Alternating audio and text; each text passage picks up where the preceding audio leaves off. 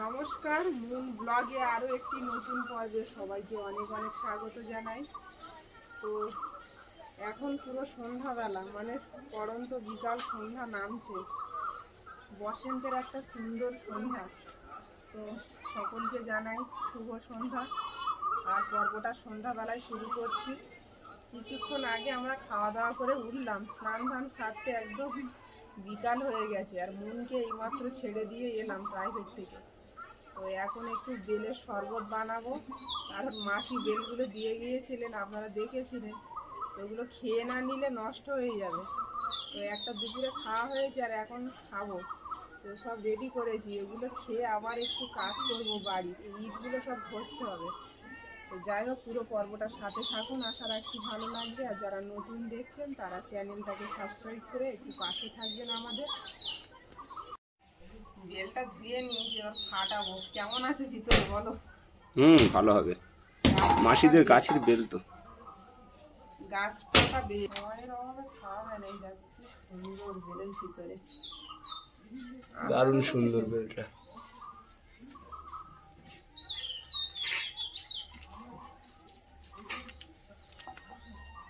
বাড়িতে নেই, ও আসলে সন্ধ্যা হয়ে যাবে আস্তে আস্তে।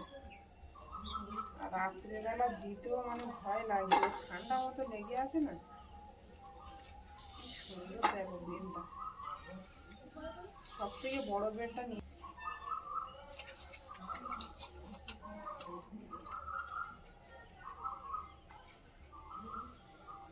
বসন্তের কোকিলগুলো ডাকছে, দেখো কত সুন্দর। এই সন্ধ্যার টাইমে, সকালের টাইমে দারুণ লাগে কোকিলের ডাক।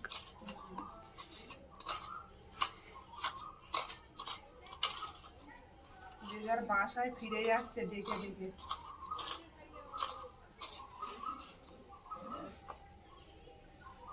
সুন্দর করে নিয়ে নিলাম, অনেকটা হবে জানো, বড় বেল না।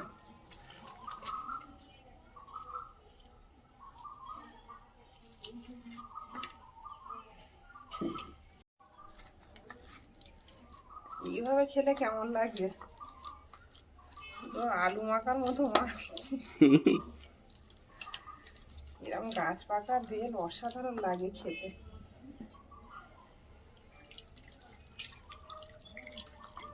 আর বাতাসা দেবে তো? আমরা বেলের শরবতটা একটু পাতলা করে খাই। আমি বলছি বাতাসা দিয়ে করবে তো? হ্যাঁ, এখন বেল অনুযায়ী বাতাসাটা দিতে হবে, কেমন মিষ্টি।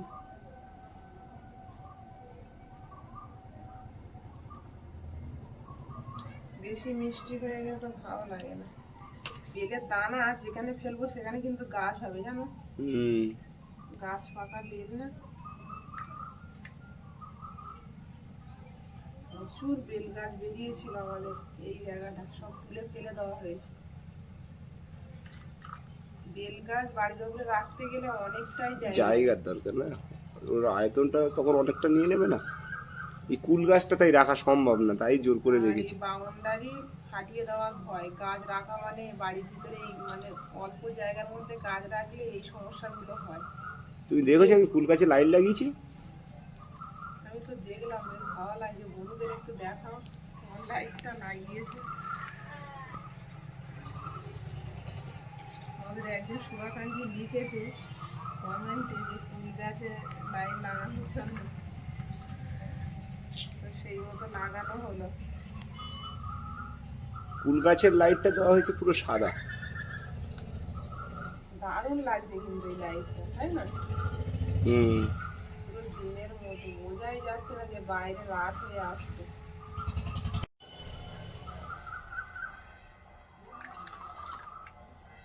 বেশি দানাটা এইভাবে নিয়ে নিলাম, তারপর ছাঁকলে যা আছে বেরিয়ে যাবে।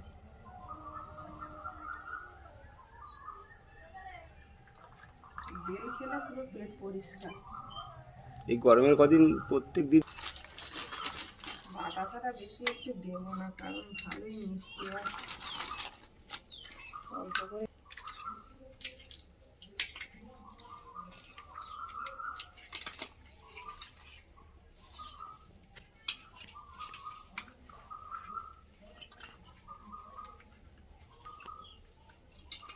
সন্ধ্যাবেলা লাইটের ব্যবস্থা করা হয়েছে এখানে, যাতে কাজ করা যায় রাতে রাতে। নিজেরাই করার চিন্তা ভাবনা করছি। বাজার থেকে আসলে তখন তো আর দুপুরবেলা সম্ভব হবে না, এখন যা রোদ দিচ্ছে গরম। তো ওই 1 ঘন্টা করে দুজন মিলে দেখি কতটুকু এগোনো যায়। লেবার মিস্ত্রি না পেলে ওই করতে হবে, বাড়িতে নিজেরাই করে নিতে হবে। পারবে তো? হ্যাঁ হ্যাঁ, করতে হবে।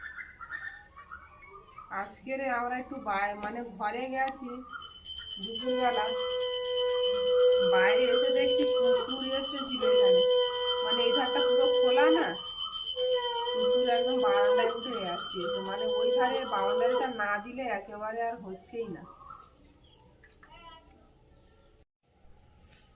জলটা ছেঁকে নেবো এতে করে। মেয়ের বাবার তো আমার গালে দানা করলে একটা হবে না।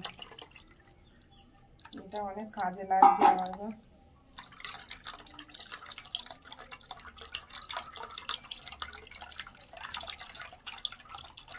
কাকিমা এটা পাঠিয়েছিল, তো অনেক কাজে লাগলো।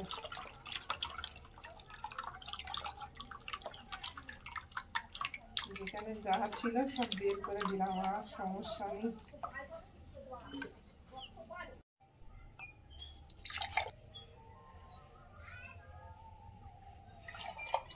রাখতে হবে, যেটা বেশি থাকবে না।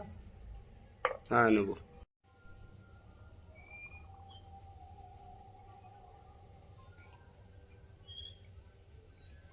বেলের শরবতটা দারুণ হয়েছে। ক্যামেরাম্যান কিন্তু খেয়ে আবার আমার মুখের দিকে তাকিয়ে আছে, আবার একটু খাবে মনে হচ্ছে। আর একটু দাও। ও খুব ভালোবাসে বেলের শরবত। আরো গরমের মধ্যে যদি আসে দেওয়া যায় তো আরো খুব তৃপ্তি করে খায়। না, বেলের শরবত তুমি বানিয়ে রাখবে, আমি বাজার থেকে যখন ফিরি গরমের মধ্যে বানিয়ে একটু ফ্রিজে রেখে দেবে, দিলে আর আসার রাত্রেবেলা লাইট জ্বলছে আর গাছের আমগুলো খুব সুন্দর লাগছে।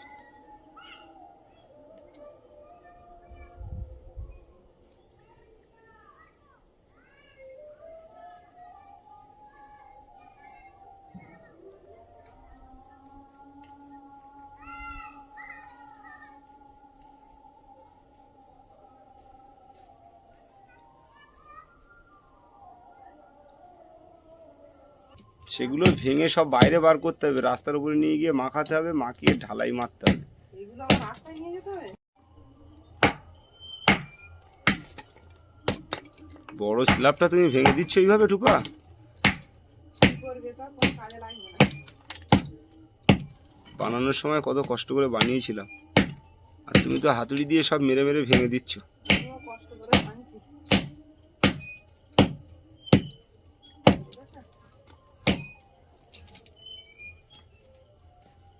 আবারও কাজে লাগবে, চিন্তা নেই। এই জায়গাটা পুরো পরিষ্কার হয়ে গেলে বসতে খুব দারুণ লাগবে রাত্রেবেলা, বিশেষ করে, তাই না?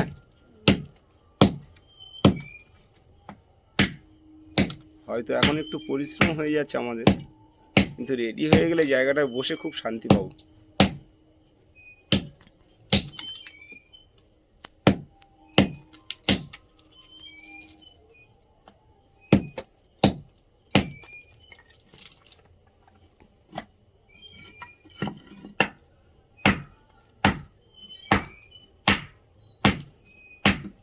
দেখো হাতে পায়ে না লাগে, সাবধানে ভাঙো। তুমি বাজারে যাবে বলছিলে না? হ্যাঁ, বাজারে যাবো তো আমি। কিছু আনতে হবে তোমার? শুধু ওই তেল আনার কথা বললে তো। হ্যাঁ, তেল আনতে হবে।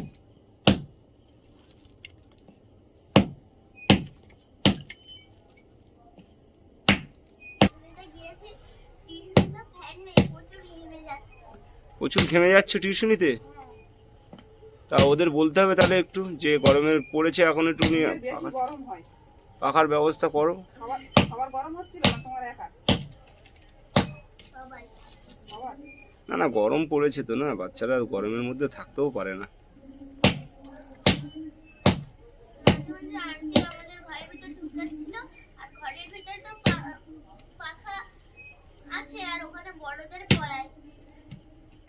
আমাদের তো বাইরে বাইরে ফ্যান নেই। মাঝে মাঝে ঘরে ঢুকিয়ে হাওয়া খাইয়ে নিয়ে আবার বাইরে বের হচ্ছে।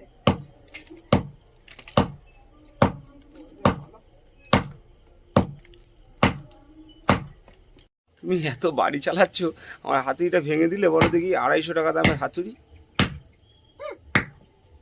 হাতুড়ি খুলে যাচ্ছে কি করে? আমি সিদামের দোকান থেকে সব থেকে দামি হাতুড়ি নিয়ে এসেছি, যাতে কারেন্ট ফারেন্ট না লাগে। ওই দেখো, দেখেছো কি অবস্থাটা করলে বলো দেখি? তুলে দাও। তুমি আমার হাতুড়িটা এইভাবে ভাঙলে বলো দেখি টুপা। আমি এত দামি হাতুড়ি নিয়ে এলাম। দামি হাতুড়ি বলেই তো আমি মজা করে পেটাচ্ছিলাম, ভেঙে গেল তো, খুলে চলে গেল। আর হবে না আবার। আমি জানতাম আমার এই হাতুড়ি থাকবে না খুব একটা। আগেও একটা হাতুড়ি ছিল, সেও বাঁট ছিল না।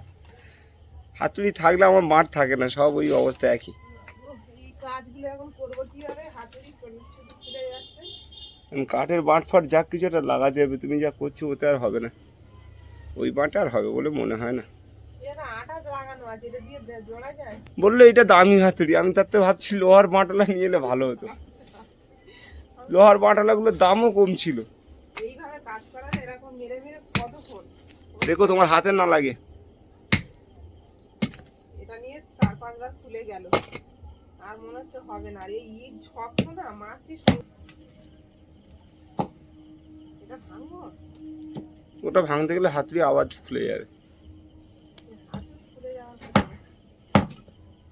আমি আস্তে আস্তে করে বসে গেছি, আর মনে বাবা বাজার থেকে একটু ওগুলো নিয়ে এলো। এগুলো আর এখন রান্না করবো না। ক্যাপসিকামটা খারাপ বেরিয়েছে, গরমে তো সব শুকিয়ে গেছে। কি এনেছে এখনো দেখিনি রান্না করার জন্য। কুদরি দেখছি, মুনের প্রিয়। আরো সবজি আছে মনে হচ্ছে ব্যাগে। চিচিঙ্গে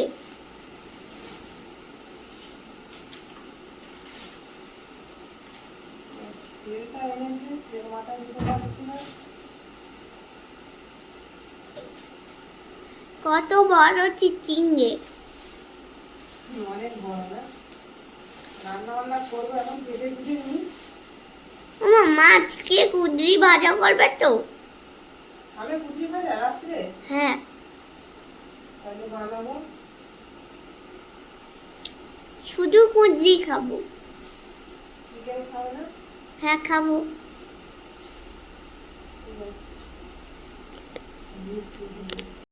মাংসটা চাপিয়ে দিয়েছি হওয়ার পথে। এবার বাবারও খিদে পেয়ে গেছে এদিকে, আর এদিকে কুদরি ভাজা হচ্ছে। মন বললো রাত্রে কুদরি ভাজা খাবে।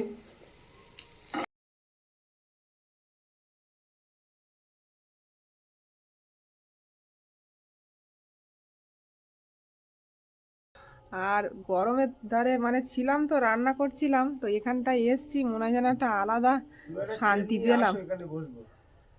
দারুণ লাগছে কিন্তু, দেখো হাওয়াটা হচ্ছে। অসাধারণ লাগছে রাতের পরিবেশটা। মুনের কোলে ওটা কি কবিতা পড়ছিল। কবিতার বই নিয়ে গেছে? পড়ো, ওরকম জায়গায় বই পড়তে খুবই ভালো লাগে। কি সুন্দর হাওয়া, খোলা আকাশের নিচে বসে দারুণ লাগে। মনের সঙ্গে মনের কথা আর এই জামা কাপড়গুলো বিকালে মেলে দিয়েছিলাম, সব সেইভাবে এখনো ভিজে। মুনের স্কুলের জামা, আমাদের জামা কাপড়, আমাদের তো আজকের অনেক আনটাইম হয়ে গেছিল স্নান করতে। আম গাছে কত বড় বড় আম হয়েছে তো। 9টা বাজে। মুনের কিন্তু এই আম খাওয়া টেস্ট করা হয়ে গেছে জানো। গাছতলায় পড়েছিল, সেটা খেয়েছে। হ্যাঁ, বলছে আজকে খুব গাছ টক। থেকে পারিনি, বললে ভুলো বাবার পুজো দেবো তারপরে খাবো। খুব টক লেগেছে নাকি বলছিল। আমি বললাম যে টক যখন, তাহলে পাকলে মিষ্টি হবে। কাঁচায় টক হলে পাকলে মিষ্টি হবে। পুরো 9টা বাজে, খাওয়া দাওয়া করতে হবে। ঘড়ি সিগন্যাল দিচ্ছে, চলে এসো। 9টা বাজে। আবার সকালবেলা উঠতে হবে, ভোরবেলা। তুমি ভাত বাড়ো, সকালে ব্যবসা যাবো, কাঁটায় বাকি আছে।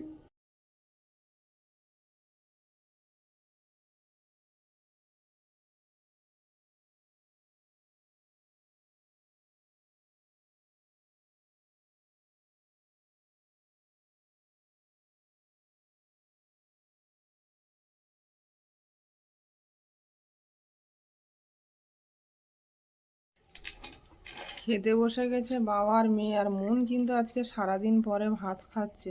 হুম স্কুলে ওই চাউমিন বানিয়ে দিয়েছিলাম। খেতে ছিল না। এখন ভালো লেগেছে তো? দারুণ। কুঁদরি তো আমার ফেভারিট সবজি। ব্যাস খাও।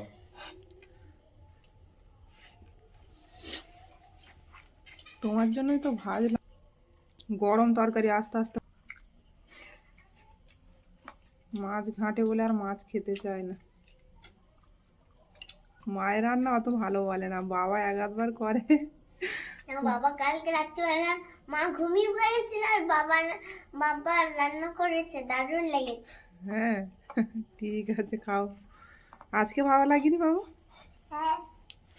আচ্ছা খাও। মুনের বাবার মাংস হলে আর কোনো দিকে তাকাবে না, চিন্তা নেই। আজ আমার সবজি হলে সবজি শাক ভাজা। কার? তোমার তোমার শাক ভাজা ভালো লাগে না? শাক ভাজা হলে তো তুমি শাকের দিকেই তাকিয়ে থাকবে।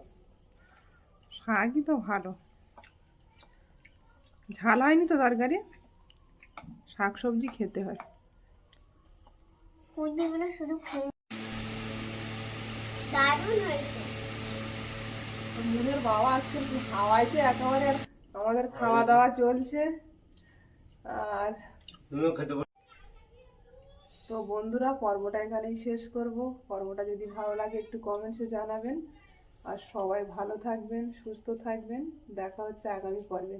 নমস্কার। টাটা।